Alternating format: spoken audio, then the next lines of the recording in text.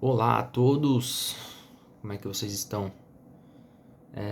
Meu nome é Raul, geralmente eu não faço esse tipo de vídeo aqui, mas eu estou tentando fazer um experimento pela primeira vez, ver o que dá para fazer nesse teste. Estou aqui em casa no dia de folga e pensei em fazer alguma coisa para, não sei, um experimento mesmo.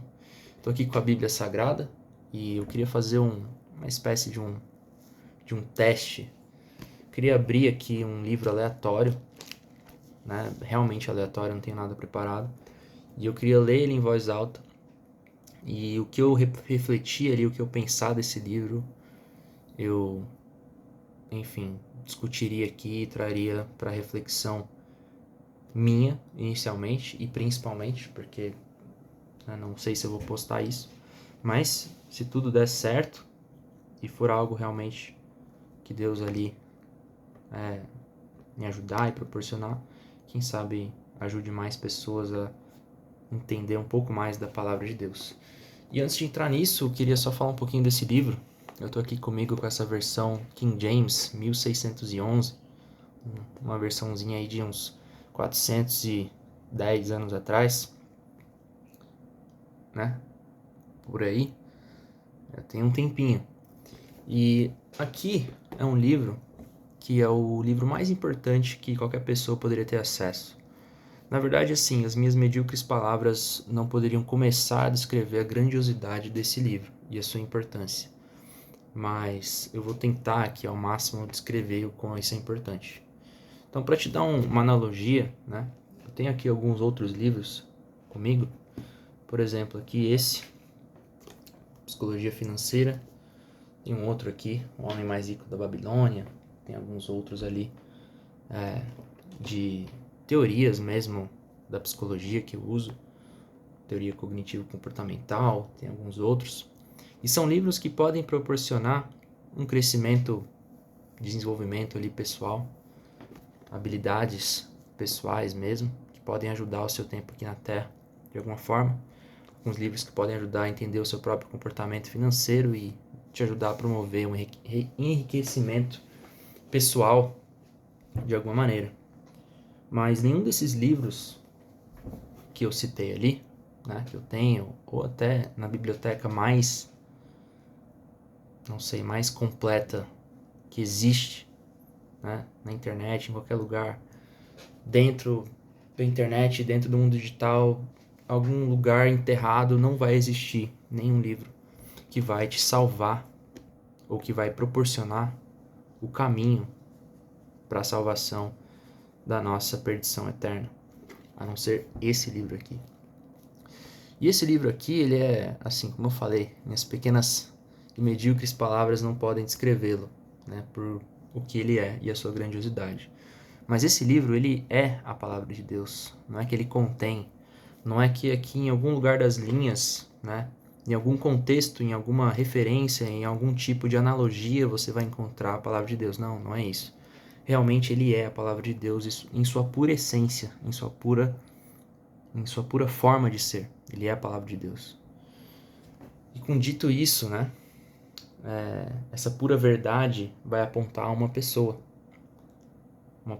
que veio na Terra há 2023 anos atrás, né? Você pode achar isso um pouco estranho, que vai refletir exatamente o número zero, porque essa pessoa foi tão importante para a humanidade que ela simplesmente dividiu antes dela e pós ela, tá?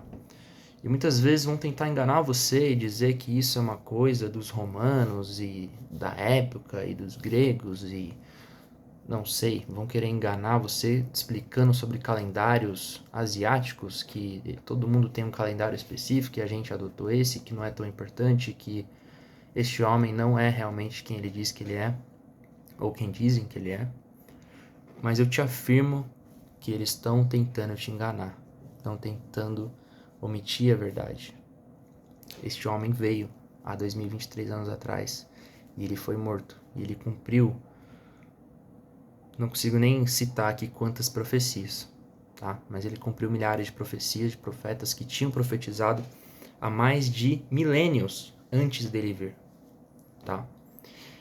Então esse é um livro que ele detém conteúdos da palavra de Deus, enfim, ele é a palavra de Deus, mas ele detém aqui traços de profecias, e ele é um livro vivo, então você vai ver aqui citações e conexões e links antes, né, passado, presente e futuro, e a gente sabe disso porque, como eu falei, já foi cumprido, então a gente viu coisas citadas nesse ponto da história que foram cumpridas aqui, a gente viu citações aqui que aconteceram ali, né? E a gente viu citações aqui, onde se refere ao futuro, que aconteceram aqui.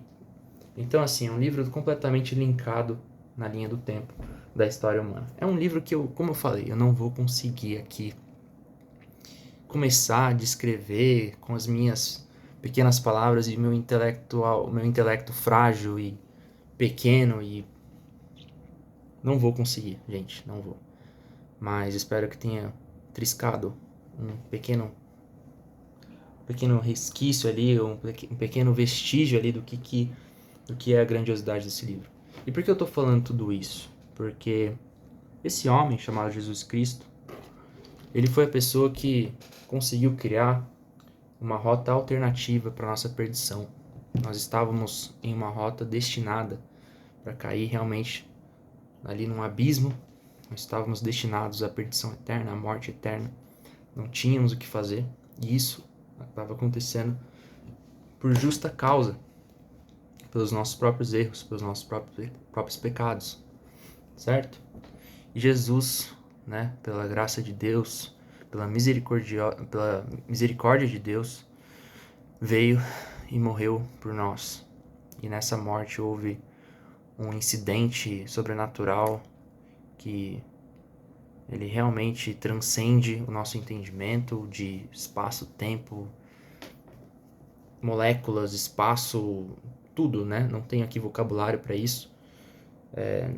Não acho que nem o melhor físico, mais inteligente, prêmio Nobel vai conseguir explicar o que aconteceu ali. Mas houve uma ruptura no espaço-tempo de dimensões diferentes, onde a gente teve o direito à salvação, caso a gente acreditasse, cresce e ali realmente mostrasse que a gente crê em Jesus Cristo. Através da graça de Jesus, através da graça de Deus, ele criou um caminho alternativo com a morte dele, por direito. E basta você ler isso aqui para encontrar essa salvação. Mas muitas vezes isso aqui fica pegando poeira. E eu digo por mim, muitas vezes está pegando poeira ali na minha mesa, e eu não leio. E como pode a gente não ler isso aqui, sendo que é o livro que detém a verdade e a palavra de Deus?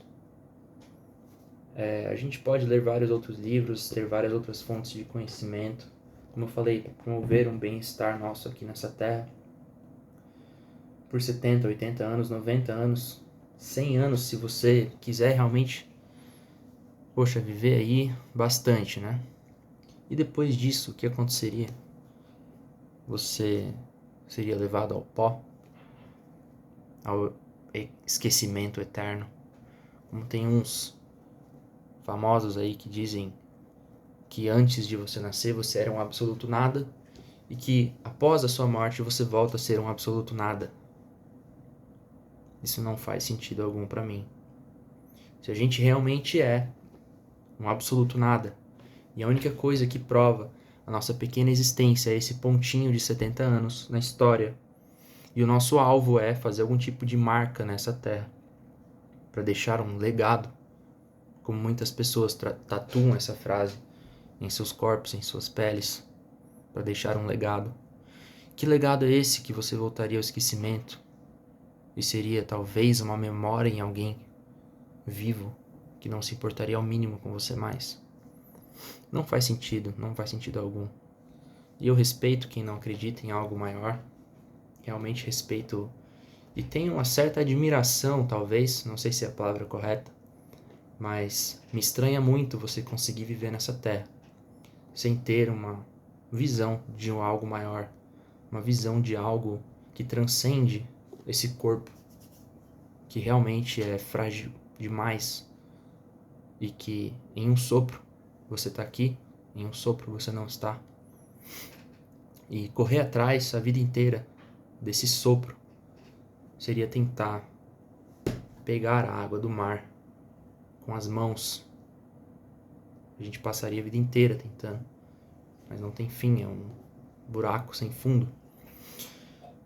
E não dá para viver patinando dessa forma, pelo menos para mim.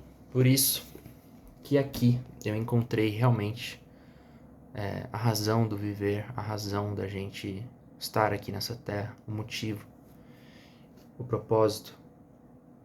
E por mais que, de certa forma, a gente não tem todas as informações do porquê Deus criou o homem, do porquê Deus ama a gente, que não faz sentido nenhum para mim, porque que ele amaria a gente, a ponto de dar seu único filho. Gente, vocês têm que entender que eu, você, quem estiver ouvindo, não seria capaz de dar o seu único filho, nem talvez pelo seu amigo mais próximo, nem talvez pelo seu familiar mais querido. Quem dirá por estranhos que viraram as costas e que viram as costas para você sempre. Então a gente não tem capacidade de entender o amor de Deus. Ou eu, pelo menos, não consigo nem compreender. Eu já estendi bastante o livro, então acho que, enfim, acabei nem fazendo o experimento. Mas o experimento talvez funcionou sem eu nem ter que abrir esse livro aqui. E eu queria dizer para vocês que quem estiver assistindo isso, você não precisa ser perfeito, você não precisa ser um santo, você não precisa limpar as suas vestes, consertar seus machucados, se liberar de seus vícios antes de buscar a Jesus. Na verdade, Jesus deixa muito claro que quem precisa de médicos, em uma analogia, em uma parábola, ele diz que quem precisa de médicos são os doentes, ele se referindo a ele mesmo, e doentes seriam todos nós que precisamos dele. Então busque-o como você é e ele o receberá. A Bíblia diz que Jesus está sempre ali, à porta, esperando. Busque-o e você o encontrará. Busque a verdade. E eu te digo, eu te afirmo, você encontrará. O que não pode é você viver uma vida nessa terra, buscando coisas que com certeza o tempo destruirá e voltará ao pó. Nessa vida, gente, só tem coisas emprestadas. Sua casa um dia será vendida e passará a ser de outro. Seu carro um dia será vendido e passará a ser de outro. Não tem nada que você poderá levar quando você morrer. E não tem nada que é de fato seu, sem ser o conhecimento absoluto e o relacionamento de fato com Jesus. Isso sim você poderá levar para a sua vida eterna. E lá, quando você chegar diante de Jesus e ele perguntar: meu filho, você veio, você está aqui, que bom ter você aqui. Eu me lembro muito bem de todas as nossas conversas de noite, quando você me falava do seu dia, você me falava dos seus problemas e eu te acalmava. Eu me lembro muito bem da sua vida e do seu dia a dia no trabalho, quando eu guiava você pela escuridão e pelos caminhos difíceis e pela porta estreita que foi negar-se a si mesmo. E Jesus vai te receber, porque ele vai lembrar de tudo. Mas ai de quem chegar diante do trono magnífico de Deus e ele falar: quem é você? Eu não conheço. Não tive conversas com você, não guiei você no seu dia a dia, não estive presente nas suas tomadas de decisões. E ele, assim como o povo que o recebeu, virou as costas para ele, ele certamente não te receberá. Porque nos seus 70 anos que você esteve aqui, e certamente houve muitas chances de você se reconciliar com Jesus, de você o procurar, de você entregar a sua vida a Ele, de você abandonar os seus pecados, de abandonar essa vida. Você não o fez, e isso me dói na alma. É triste falar desse assunto, mas a boa notícia é que existe um caminho. Ele criou um caminho.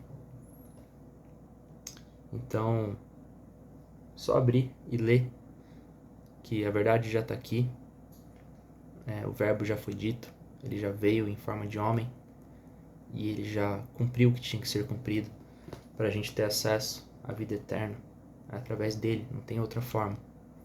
E pode parecer ruim você ter que abrir mão dos seus hábitos, daquele gostinho que a gente alimenta a carne de alguma forma. Pode parecer algo ruim, mas eu te digo, a pior forma de aprisionamento é aquela em que você nem está ciente que está preso. E isso é o que acontece nos vícios dessa terra, nos prazeres da carne, né? Você muitas vezes procura essa liberdade mundana, achando que ali sim você está livre de qualquer doutrina religiosa, de qualquer doutrina estatal, de qualquer doutrina de regras. Mas ali eu te afirmo que você certamente está sendo encarcerado pela sua falta de conhecimento. Para encerrar, eu queria terminar com uma última analogia. Na verdade, é uma reflexão filosófica sobre o que é liberdade. E a liberdade está muito relacionada ao negar-se a si mesmo. E o negar-se a si mesmo seria os desejos que a Bíblia chama de pecaminosos, né? Mas os desejos dessa carne, os desejos mundanos. Então, por exemplo, se você tem vontade de comer algum doce, mas você está focado aquela semana fazendo exercícios na academia e tentando perder peso, aquela parte sua que está focada, aquela é a sua essência real, aquela é você tentando tomar a decisão correta. E quando você come o doce e cede a essa tentação do doce, aquela é a sua parte carnal, não é a sua parte real. Então você está certamente, de alguma forma, preso ali e não conseguindo cumprir o que a sua mente, o que a sua alma está tentando fazer. Isso é só uma analogia pequena e besta aqui, talvez, né? Mas reflete muito o que está na Bíblia, do negar-se a si mesmo. Com isso eu encerro. Desejo que a paz de Jesus Cristo esteja com todos vocês. E eu desejo de verdade que todo mundo encontre Jesus, pois o tempo está acabando.